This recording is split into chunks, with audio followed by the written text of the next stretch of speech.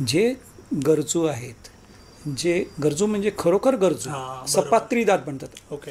म्हणजे मी असं म्हणत की आपण दान सर्व करा, सपात्री ज्यांना खरंच गरज आहे त्यांनाच, त्या लोकांना दिलं. म्हणजे एखाद्या माणसात दारुडा माणूस त्याला 10 रुपये तुम्ही दान केले, तो काय 10 रुपये दारू पेल, म्हणजे सपात्री दान नाही झालं, अपात्री दान झालं. सपात्री दान करता आलं, सपात्री सेवा करता आली पाहिजे.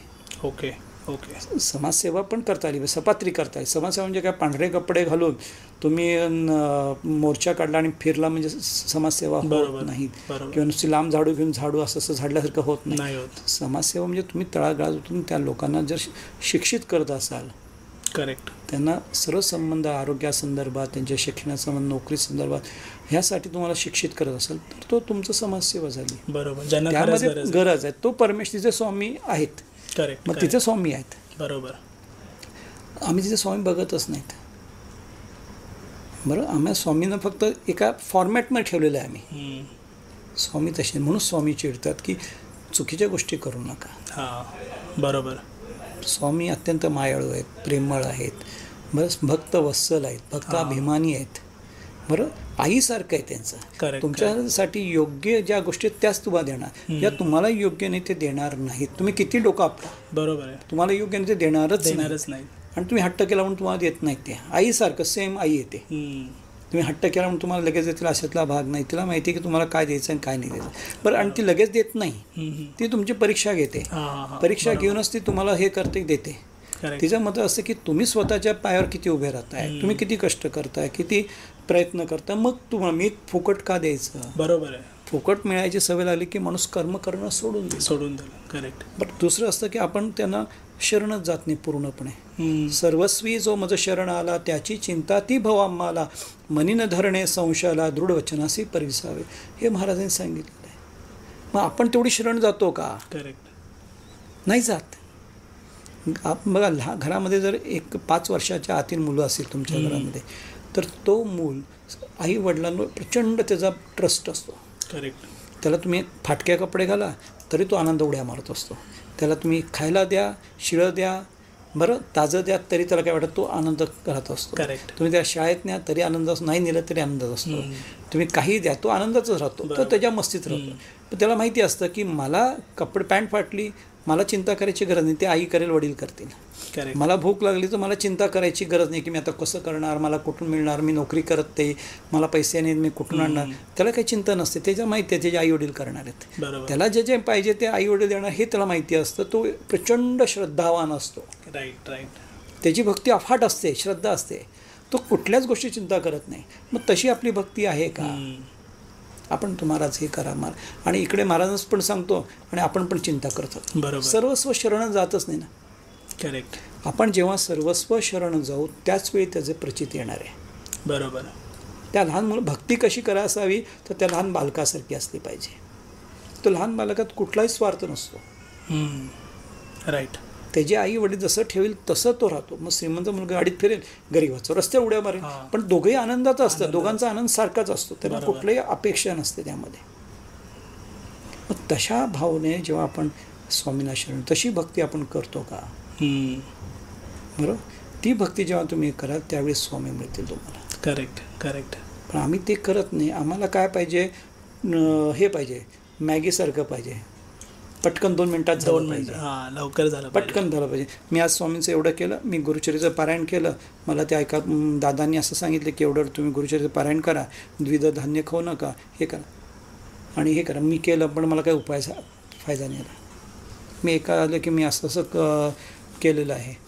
म्हटलं तुम्हाला मला सांगा, कांदा कोणी बनवला? तुम्ही बनवला? तुमच्या वडिलांनी केला? आजोबांनी केला? नाही म्हणे. कोणी केला? माहीत. म्हटलं कोणी केलं? परमेश्वराने केलं, निसर्गाने. निसर्ग म्हणजे परमेश्वर. परमेश्वर काही वेगळा नाही आहे.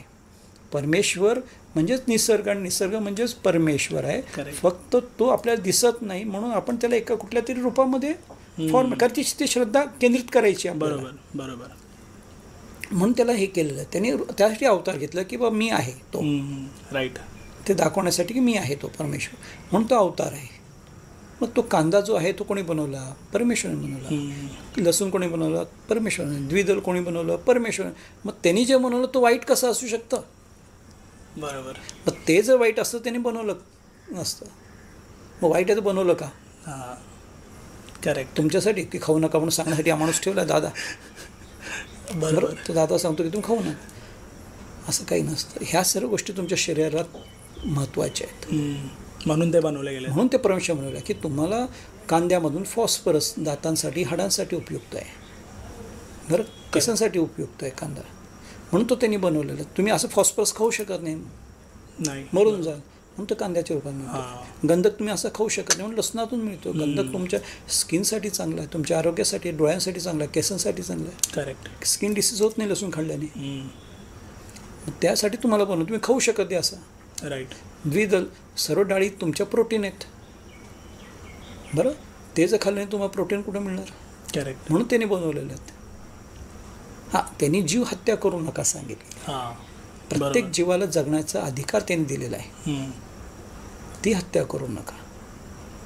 ज्यासाठी त्यांनी बनवलं ते खाऊ दे. करेक्ट. म्हणजे ज्यांना शाकाहारी नाही आहेत, ते मांसाहारी, त्यांच्यासाठी ते अन्न आहे ते त्यांना खाल्लंच पाहिजे, नाही तर मरून जातील ते. बरोबर आहे.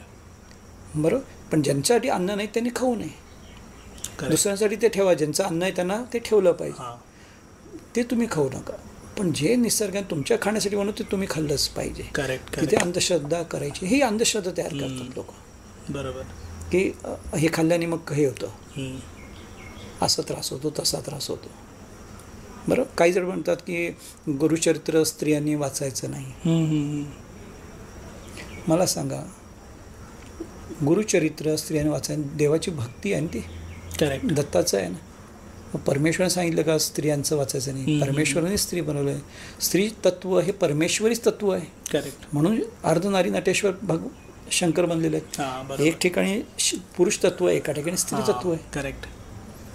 आपल्यामध्ये फेमिनायझन आहे आणि पुरुषाचं पण आहे तत्व. आपल्याला पुरुष पण आहे आणि स्त्री तत्व पण आहे. म्हणून आपल्याला करुणा आहे, आपल्याला दया येते. वाईट का वाटतं? पुरुषाला पण वाईट वाटतं, दया येते, डोळ्यात पाणी, का तर स्त्री तत्व आहे तेवढं. स्त्रियाचं रागवतात, चिडतात, त्यांच्यामध्ये पुरुष तत्व पण आहे. प्रत्येकामध्ये घटक आहेत. करेक्ट. परमेश्वरानेच ते मग ते परमेश्वरी भक्ती आपल्या सर्व संस्कृतीमध्ये स्त्रीच महत्त्वाची मानली गेलेली आहे. करेक्ट. बरोबर आहे. लक्ष्मी स्त्री आहे, सरस्वती स्त्री आहे, बरोबर. हां, दुर्गा स्त्री आहे, रक्षण करणारी स्त्री आहे, शिकवणारी स्त्री आहे, आणि पैसा देणारी पण स्त्रीच आहे, आणि सांभाळणारी धरती ही सुद्धा स्त्रीच आहे. ते तत्व स्त्री आहे, जे सांभाळतं, मोठं करतं, जोपासतं, स्त्री तत्व आहेत. बरोबर. ते जर त्यांना वाचायचं नसतं तर मग ते परमेश्वर बनवलं नसतं. हे कोणीतरी खोडसाळपणा केलेला आहे मध्ये. बरोबर. जे लिहिणारे आहेत त्यांनी आपल्या मतामध्ये टाकलेले आहेत. करेक्ट. करेक्ट. बरोबर. की स्त्रीने वाचू नये म्हणून.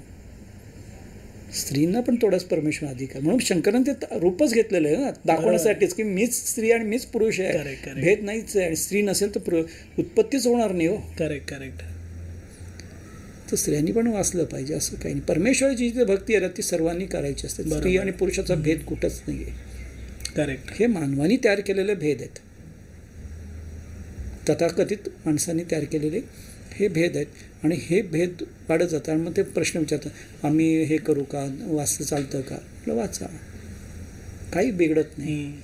परमेश्वर तुम्हाला काही शिक्षा करत नाही म्हटलं, कारण त्यांनीच तयार केलेलं, त्याचेच लिलाव असतो. आपण काही त्यात वाईट गोष्टी वाचत नाही. बरोबर. मग त्यात आपण त्याचंच लिलाव वाचणार आहोत.